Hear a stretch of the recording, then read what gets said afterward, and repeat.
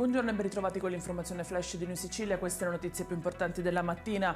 In apertura la cronaca con un incidente mortale avvenuto all'alba di oggi nel Messinese ed esattamente ad Alcara Lifusi. A perdere la vita un ragazzo di 21 anni. Ferite altre 3 persone, coinvolto un fuoristrada finito in un terrazzamento in mezzo a degli alberi.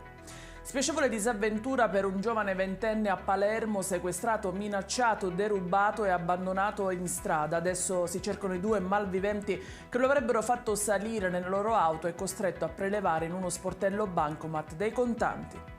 Il Policlinico Paolo Giaccone di Palermo ha attivato 15 posti letto per casi Covid e sintomi di natura influenzale a causa di un aumento di casi. A disporre le nuove misure organizzative è stato il commissario straordinario della struttura ospedaliera Maurizio Montalbano.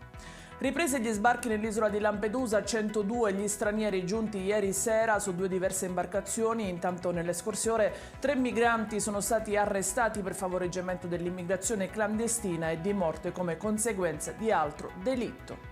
E in chiusura l'occupazione studentesca dell'Istituto Tecnico Economico per il Turismo Marco Polo di Palermo in via Ugo La Malfa. La protesta è scattata a causa dei riscaldamenti dell'edificio non funzionanti.